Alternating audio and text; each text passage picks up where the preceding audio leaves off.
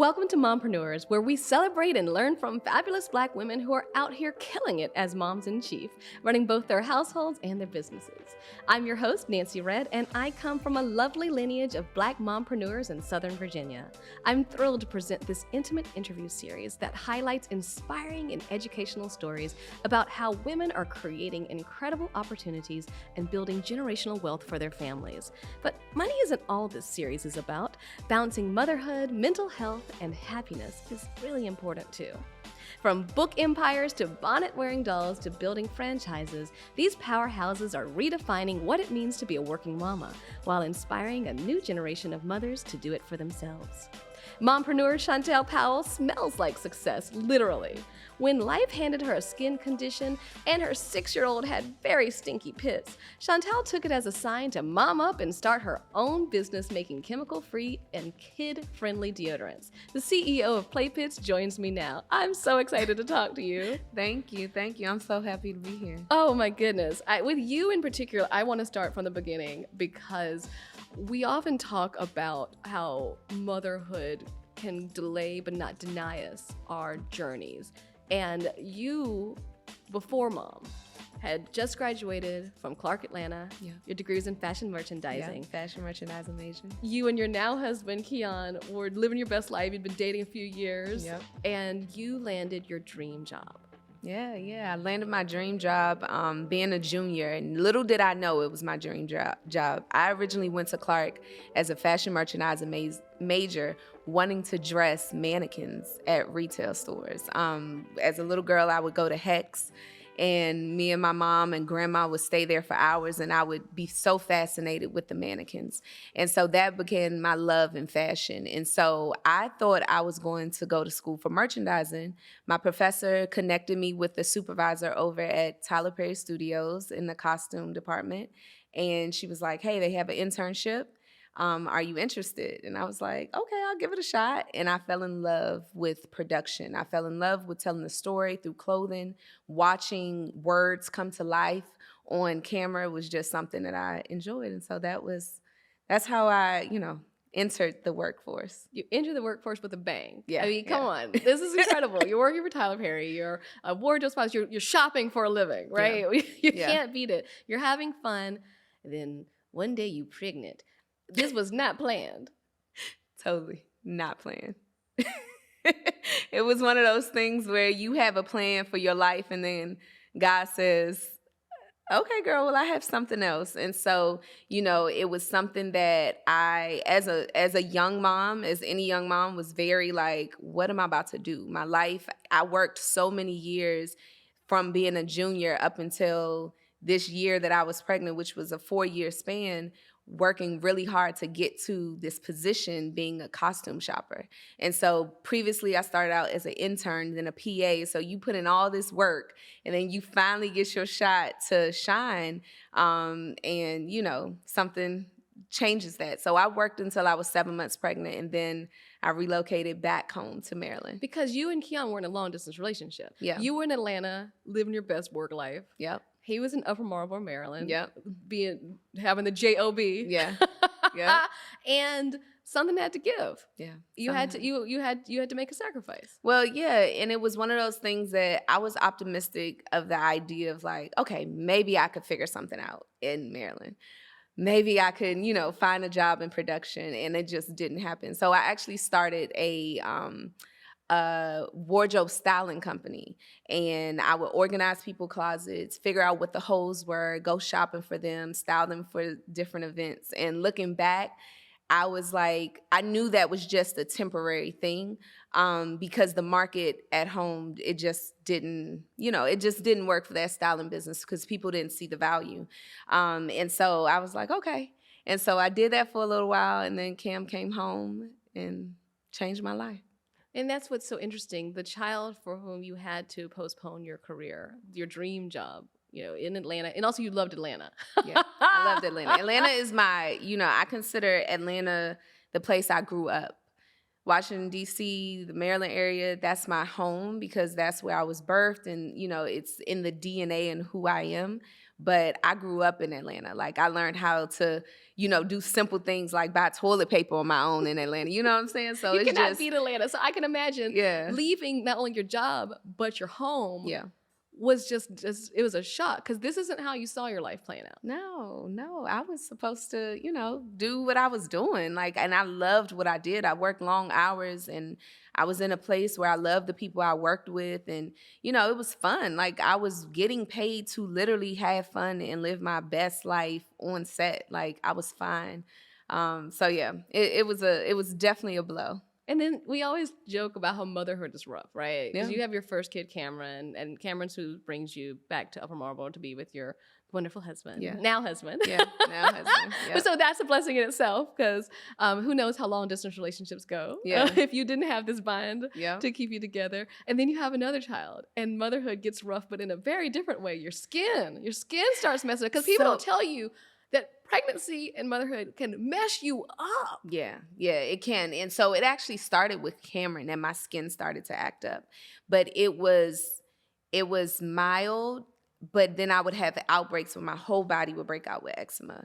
And so then with Caden, it got worse. And so doctors were giving me topicals and steroids, and it just wasn't working. And so I learned that I couldn't put anything on my kids that I couldn't touch. And so that made things very limited, because I'm allergic to a preservative that's in almost everything. Hair products, it's in, shampoos, it's in lotions, like it's in everything. And so it was one of those things that I was like, okay, I'm gonna have to just make my stuff. So like I started making oils and shea butters to moisturize, because I don't like ashy kids, right? And so I was the mom that was like grabbing olive oil, avocado oil, mixing it up, And so then when Cam came home smelling like a man, I remembered that my grandmother used to go in her refrigerator, because I believe every Black mama got some baking soda in her refrigerator. Of course. And she would, if not one, like 5. Yeah, the freezer and the refrigerator, right? And so she would pat baking soda under my arms before I would go play. So I was like, okay, I know I could do that. Like, I knew baking soda was something. But originally, not only did I know that I didn't want to put a chemical on Cameron, I also didn't want to introduce him to something that he did not necessarily need. Kids, they don't need harsh, products. Their skin is gentle, it's so soft, it's so delicate. They don't need harsh products. Oh, one of the things that we don't realize until we become mothers, there's a bunch of surprises and learning curves, is that kids can be funky. Yeah. Just so gross. They're so gross, and they don't clean properly. Like, but when they 6, you want them to be independent. And so you notice all these little things, and it's like, oh, well, because I didn't clean, I guess as hard as I would. That baby was smelling horrible. And it wasn't even because he was dirty. It was just because he was playing football and he was playing basketball. It was a hot summer day in July. And so he was active, and horrible. So you started looking for solutions. And it's interesting, because the aspect of motherhood that was very annoying, your beautiful skin being messed up and having to lean into natural knowledge, because, our day, you used what your grandma used, like you said, and your grandma used baking soda, but, there are all kinds of things that we just used with lots of different things that weren't necessarily effective, but it's just what you used. But you'd been down a different path for yourself and now for your child. Yeah, and when you really think about it, that's what everyone does. Like, you gravitate towards those items that you were brought up on. And so what your parents wore, what your, the cologne your dad wore, the deodorant your grandmother wore. And so it was something that I knew more knowledge than the average person. And so that's why I took the extra step to be like, okay, I got to go the natural route, because also when you use antiperspirants on kids too soon, you'll almost like stimulate their bodies to have an odor. And I've experienced that with kids as well. Like, they just had a mild odor and parents have put antiperspirants on them, and now they smell like 10 times worse. And so I didn't want that to happen to Cam. And I basically got in the kitchen, whipped up a baking soda, cornstarch, a coconut oil, and I mixed it up together like a paste. And this paste was like the foundation. But then I knew that I needed to scent it in a way that I can convince him, like, you could smell this good all day, you know? And so that's basically how Sunshine was born. I scented it with an orange essential oil, and yeah, And that's the Sunshine start is of the it. first of your multiple lines of Yes. Play Pits deodorant. Yes. So Sunshine now has peppermint and orange essential oils. And you're not in a, when you say I was just in my kitchen, you're not talking about a professional kitchen. You're not talking about, you're No. talking about literally your Upper I'm Marlboro talking about kitchen. my home kitchen, the kitchen that, made breakfast and holiday meals and family gather. Like that kitchen, I literally whipped this up And when at you're home. doing this, you're not thinking about this as like a multi-million-dollar business that's becoming now. No. You're just doing this for your son. I literally, it was just for Cameron. It was to the point when Cameron came home, so I introduced this product to him, had that conversation. I listen, baby, now you're going to have to wear a little more, product. You got to moisturize your body. You have to brush your teeth. But on top of that, you have to put on your deodorant. So it started the routine of, okay, brush your teeth, wash your face, put on deodorant, moisturize your body. That was the thing. And he was like, okay. He put it on. He was like, mommy, this smell good. And I was like, cool. He wore it. He had another long day, basketball summer camp, football practice. And he came home and I was like, so how was it? And he was like, I still smell good. And I was like, you do. And he then was so excited. He was like, so listen, mommy, like clapping the hands and everything, little hustle man. And he was like, I told all the kids at camp about your deodorant. Can you make it for them? And I was like, no. Like, what? He already lining up orders. Yeah, I'm like, I'm not making this for the other kids. And so he kind of, paused and looked down and he was like, but mommy, you can make it for everyone. And it was that moment that it was literally like a light bulb. Like it was the aha moment, And so it was like, click.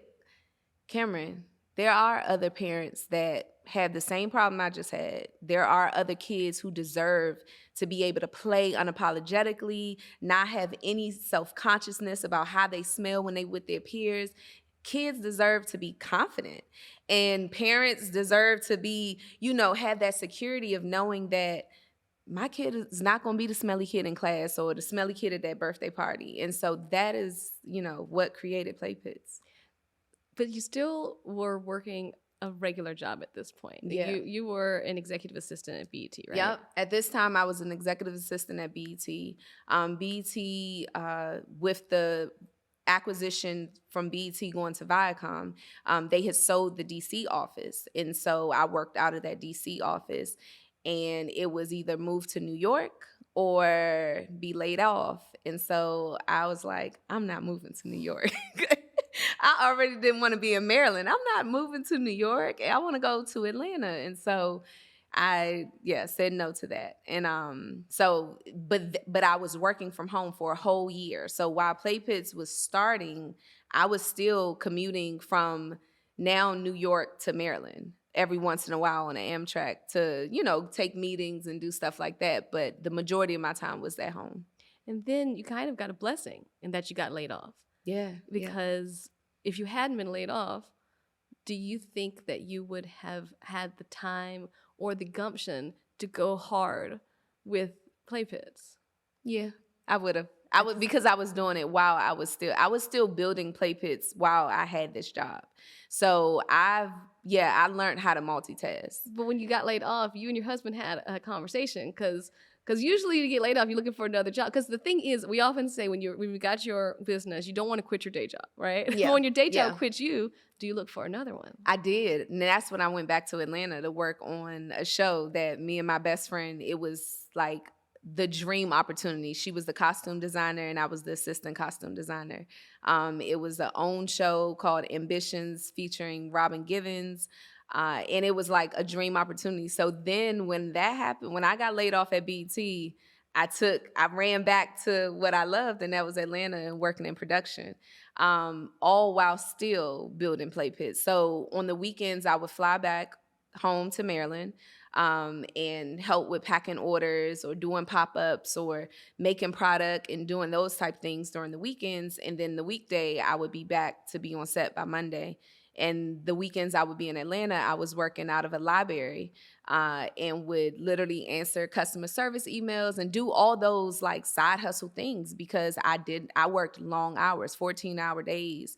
So, And you were without your babies. Without my kids and like head down working on two things. And so that was a challenge. And so after that challenge was when I was like, okay, if we gonna do this, because I saw the potential. Play Pits at this point had already hit 5-figure months. And, we were really at the point where it was like, okay, if I gave 100% to this, like we could really, build something.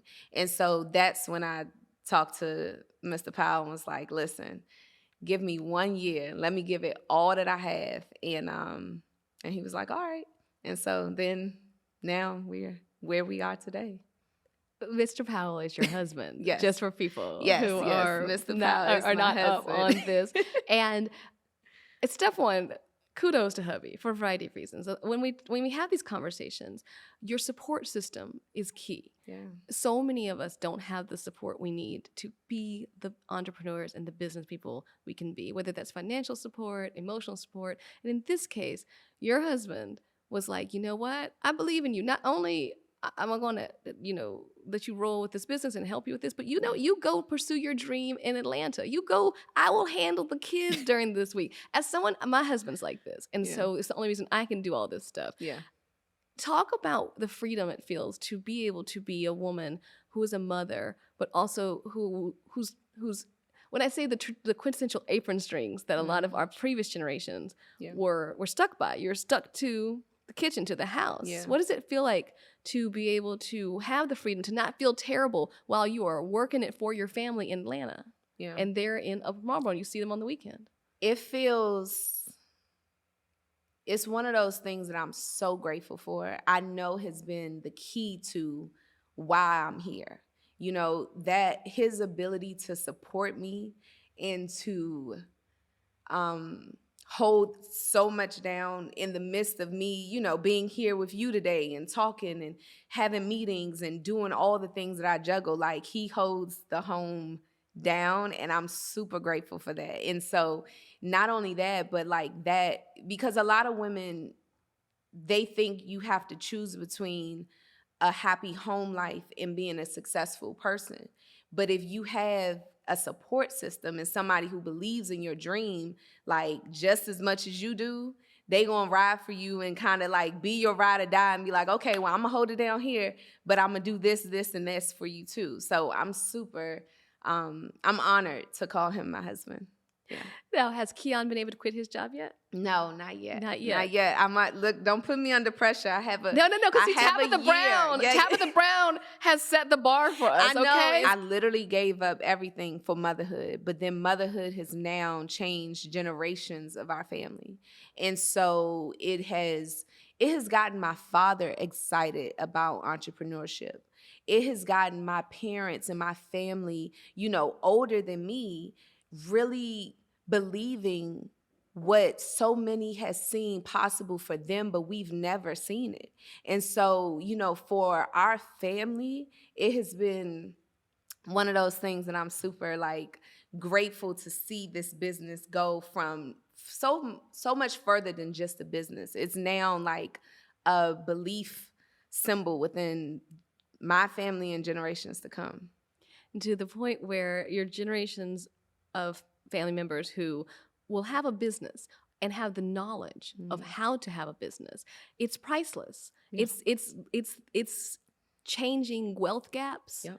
And you're seeing it in your children and how they're looking at their prospects and their futures differently. Yeah. And for me, I'm someone who shares information. And so there dare not be anybody in my family connected to me to want to start something and have questions and I not make myself available, because that's why I'm going through all that I'm going through. That's why, I'm making these mistakes and I'm learning and I'm sacrificing my time with my family so I could learn the things that generations and other families have learned. But now it's my turn. And, I take that with true honor. And so I'm so grateful to see how this for my family has meant so much. And that's why I really wanted to do this show, because I have been given so much. I've been helped so much with all of the hustles that I do. Yeah. And so much of it is privilege, and so much of it is luck, and so much of it is who you marry, and so much of it is who your mama is. And a key thing that what you just said, which is super important too, is so much of it is also about who you are and what you're striving to be. You're not just holding on to this. Even your company's only 4 years old, and you're already doing so well. And we're going to get more into the nitty gritty of the company a little bit. But when it comes to you, what's great, what you said is, I help others. And a very big theme of the women who sit in these chairs is that this is what motherhood's about. We don't hoard. Yeah.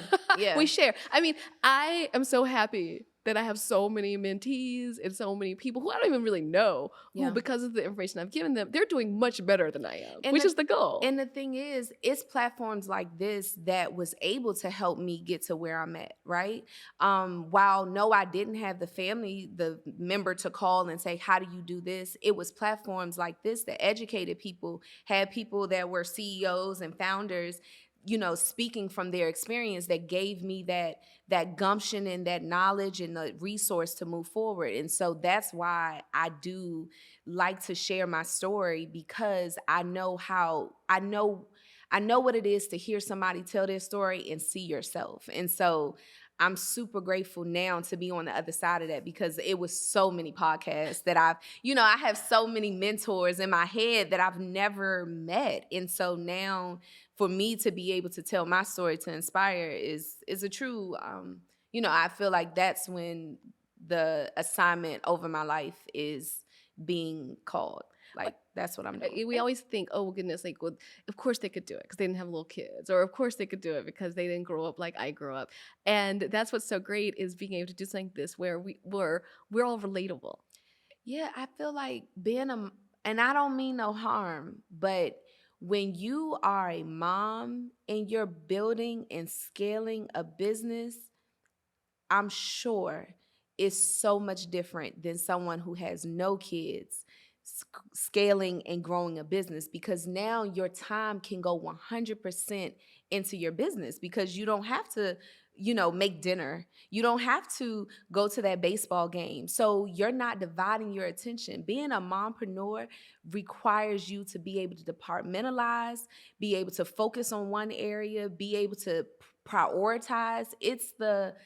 Oh my God, I feel like that's what I spend the majority of my energy trying to figure out. Like, how am I going to conquer the day being a successful business owner, friend, mother, wife, team mom? I mean, I'm now like a team mom, like 15 different teams. And, in the beginning, I couldn't necessarily be that available. But now I'm trying to do things because I do have somewhat of a structure under me that I can say, okay, I'm going to step away and I'm going to go have lunch with my son today. I'm grateful that I could do those things now. But, being a mompreneur, you have to figure out, are you going to sign up to be the best mom of the year this year, or you going to work to grow your business so next year you can have that freedom? And so that's the daily struggle that you make in making a decision on who you got to be today. It's so hard. Like, my daughter is an actress, and she has a big media training that's going up for next week. And I had to make the decision, am I going to be there for the media training, or am I going to host the show I sold? Like, I mean, who has those type of life-altering decisions every day? Moms and dads. I know. But the fun thing is all of the decisions come out to, would you agree, to the life what it's meant to be. Yes. And in many ways, has Play Pits and its success enabled you? Your husband, you've not been able to retire your husband yet, but you have been able to move back from Upper Marlboro to Atlanta. Yeah. I think Play Pits has given me the availability. Once again, I worked in production where my days were 14 hours, right? And so that 9 to 5 life, that wasn't even a schedule I could take advantage of, And so what Play Pits has done, it has created an environment for me to still be available when needed, like absolutely needed, but then also growing to a point where, I could free up everyone and we can enjoy moments together with, us growing this business together. Like, we went to New York to interview with Gayle King, and we took a day trip with the kids, and like, my youngest had never been to New York. So moments like that, like to be able to make those memories and create those moments, I mean, it has been priceless. Well, and my mom always says stuff like, I mean, I would pay for these opportunities, Yeah, and you're yeah. getting paid for them. Yeah, yeah. So I'm so grateful that we have been able to go on this ride together because, I walk in Target and get excited and so do they, You came with the idea 5 years ago. Yeah. First couple years, you're seeing success. When would you say that you realized that this? How far into it did you realize that Play Pits was not just a local thing that's going to be at a farmer's market, but a national or maybe even international movement? I would say 2019. And that was how many years into this? 2 years into it? So I launched March 2018. March 2018. And I would say 2019 was when I was like, oh, if I put some fire to this, it can keep growing and keep, becoming something more. And honestly, I mean, it wasn't until that moment that it was like, okay, now dream bigger. Because at first it was like, okay, we're going to do this. I know I could do it better than what everybody else is currently doing. And I know I can make it look different and I know I can make it pop. But, I kind of was like figuring it out in the beginning. And it wasn't until 2019 I was like, oh. What happened in 2019? Because it was, the feedback. The customer reviews, the people reaching out and saying how amazing this product was, and the fact that we weren't no longer my first month of orders, March 2018, I received 26 orders. And so when I started receiving like 500 orders in a month and 1,000 orders in a month, it was like, oh, okay. And I wasn't even giving it my all because I was still working. And so, yeah, that was like 2019. I was like, all right. Where were these people finding you? How did they find you? Social media. I didn't have any money for ads or, paid media or anything. So I had to tell my story as a growing brand on social media, but really just kind of show people the product and the process because I love learning. I'm someone who loves to watch something and take something away. So I would post these videos of me making a product and you seeing what that process looked like. I would post us at pop-ups and talking to customers. And so that's really where people were seeing us. And that's where they were referring their friends and they were meeting us at these events and going on playpits.com and ordering this product and loving it. So that was when I was like, okay. And what I love about your product is that a big thing that we have as moms is we tend to do a lot of free work, or we tend to undervalue the work we do as who we are. Yeah. But when you have a price point that is fair, people pay it. Like I love the fact that Play Pits is at retail for $12, right? Yeah. Well, we have our adult line that's $11.99, and then we have our kids line that's $10.99. So our pricing is different across different platforms, but right now it's $11.99 and $12.99. But see, that's scary when you think about it, because the average deodorant is like what, $3, $4, $5? Yeah. So you're double the price, but you know your worth. And obviously the market knows its worth too. And you know what else? I mean, the ingredients are so expensive, and people don't think about that. Like the products that you're buying for $5, it costs them pennies to make. Something like Play Pits it's expensive to make. And so I couldn't sell a product and not make anything off of it if I want the brand to grow and be able to. Fear frequently makes people lower the price. Was there a moment where you were just like, ooh? Yeah. This was something in the early days. Pricing was such a thing because Play Pits is at a premium price. And it was one of those things that, like, will people pay this price? And I was somebody that was like, yes, they're gonna pay this price because I know it's good quality. I know what I'm putting in there is not trashed. And so let's just see. And the people were buying it. And then I also realized everybody is not your customer yet, right? In the beginning, you might could not have been a Play Pits customer. But now that you see people talking about it, and you see that if you buy this product for $11 right now, it's going to last you 2 months or 3 months versus that one product lasting you 1 month and it's $5, $15. And also, you're not funky. Right. And you don't smell and you feel good and you're not putting chemicals on you. You're going to be like, okay, let's give it a try. And then you're going to fall in love. And so that's what the Play Pits customer did. And so I'm, so grateful that I did believe in this product to be able to price it where it's at. And so but that pricing has always been something that, I understood that it was a premium price, but I also know that the product is a premium product. And you're a premium person. You worth it. I'm worth it. No, but yeah. But I think this is very important when we talk about this, because the journey to getting your worth and standing by that is very important for mompreneurs. Yeah. Because sometimes the desperation and the desire just to have a business you don't do these numbers right, and then it's not helping your family in the way that it can. Well, when I learned that, having that styling business. That styling business the business that you started when you sadly moved to Upper Marlboro. When I moved to Upper Marlboro, and I was like, I got to be creative. What I'm going to do? Okay, I'm going to go dress people. But people didn't want to pay the price that I was used to being paid. And so I lowered my price, right? I was like, okay, well, let me make it comfortable for them. But then I would be out all day and only make $150 and be like, this don't make sense. I missed a game. I didn't did this. I didn't and I got to go do a fitting and the flat rate was 100, and this could take 3 days for 150. No, I learned that then. But what's so funny, I tell this story every once in a while that in that full life of that business, I make more in Play Pits in a week than I ever did styling people. And so, but that wasn't my money generating business. That was the business that kind of taught me a little bit of things, that taught me some of the foundation work and gave me that spirit of knowing that I could be an entrepreneur.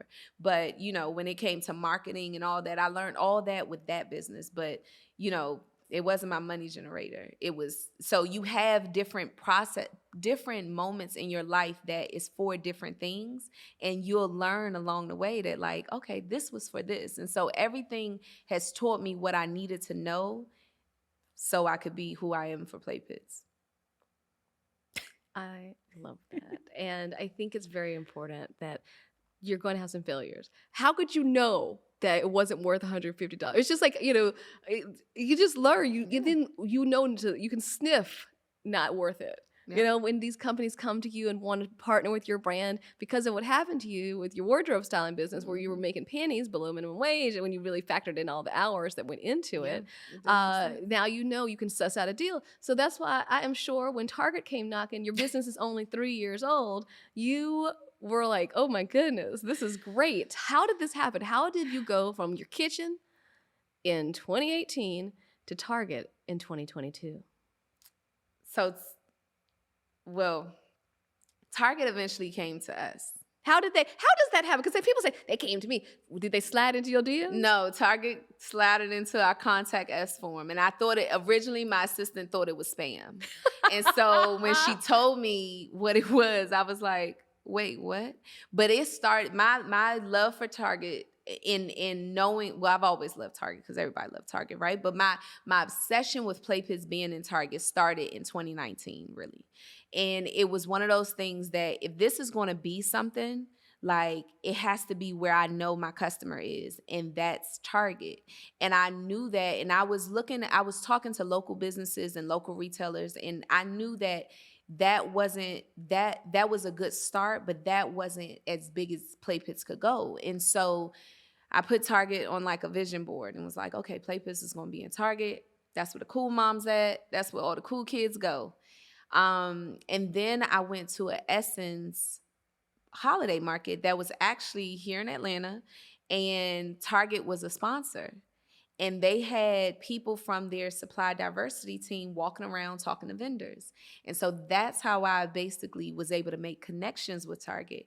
But even then, they invited us to an event in Minneapolis, and it was amazing, but I didn't get to meet the buyer. I was there, took the product, gave out samples, didn't meet the buyer. Fast forward to a year later. So this is 2021, April. I get a random email in my inbox to say we're interested in talking to somebody about your product. And so that's how Play Pits got in Target. And you talk about, people think automatically this big store comes to you and you're so excited. I was scared. I was excited because that was what I wanted. And in 2020, I believe you had sold about 12,000 deodorants, right? Like I've read somewhere that you had like about 12,000 in 2020. 12, yeah. This was before Target. This is only a couple years into your business. What's that number now? How many deodorants? How many stinky kids have you saved? Oh, Lord. I don't even know. A lot of units. I would say that we're doing over 10,000 units like a month. That's insane. Yeah. So in 2 years, you went from 12,000 total to 120,000 a year. Say it again. Like 120,000 units a year. Yeah. If you're doing 10, fuzzy math, 10 times 12. Yeah, we selling a lot of deodorants. We selling a lot of units. Oh my goodness. And when you're at a certain point, your suppliers are different. Your team looks different. But then when you scale and you go to you go e-commerce, so Shopify, Amazon, e-commerce world, but then you go retail world, it's a total different experience. And so when you're looking at suppliers for your ingredients, you now can have different conversations because you're buying at a higher amount. And because you're buying at a higher amount, you need that price to drive down because now you take in more of your cash flow up front, right? So you want to figure out new suppliers. So we had to do all of those things in order to position us to be, able to do business and make sense with Target because we are still a bootstrap business. You have to now you got to figure it out a different way. And so that has been a total, nothing about this process has been something that has been handed to us. We've literally figured this whole thing out. I'm learning so much. I'm fascinated because you are an unusual business because you started in the kitchen, you were doing the e-commerce, and then very quickly you had to pivot to be able to do both, which I do now realize in talking to you. That's two whole separate entities, different worlds, and they need to kind of smell the same. And then you have to put something in place that can ship to Target because Play Pits HQ doesn't ship to Target. You have a whole system called EDI.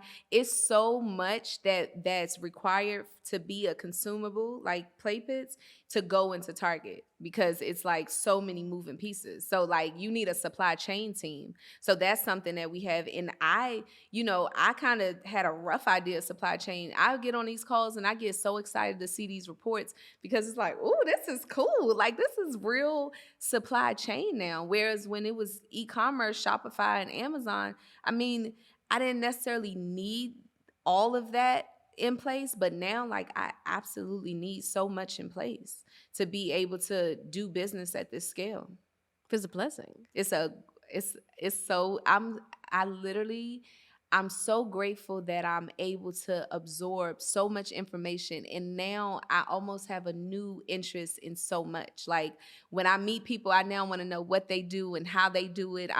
My mind is always learning now because I'm in this learning season that's like a sponge. What is your advice? Well, first and foremost, would you suggest to another mom who wants to start a business, would you suggest a product-based business like yours?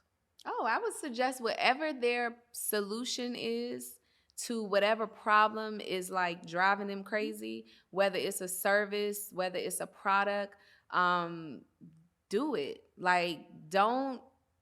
Don't let anything stop you. If I would have let the no's and the doubt, the self-doubt and the lack of knowledge and the lack of resources stop me, I would have never been able to see what this other side of life could be when you live in, your heart's dreams and you dreaming new dreams every day. So I have no advice to stop anybody, but go for it. Just move forward. Stop self-doubting. Stop self-sabotaging. Stop self-pitying and just go for it. Because if you go for it every day, on the bad days, the good days, you'll get somewhere. And that's my That's my little advice for that. I love it. Self-pity is the pits. Yeah. The armpits. You have so much fun with all your little puns. It's wonderful. I love it. As someone who loves demystifying the body and being comfortable with all of this, it just makes me so happy that you're in the deodorant business. Was there ever a moment where you were just like, oh my gosh, I'm talking about underarms? So, yeah, that was the whole beginning. Like, people used to play us. Like, we would go... Listen, we would go to these pop-ups and be talking to people like, hey, how you doing? Let me introduce you to Play Pits. But I would give them the whole spiel, be smiling, the kids would be there. People's like, I wear Dove. I wear Secret. That don't work. Naturally.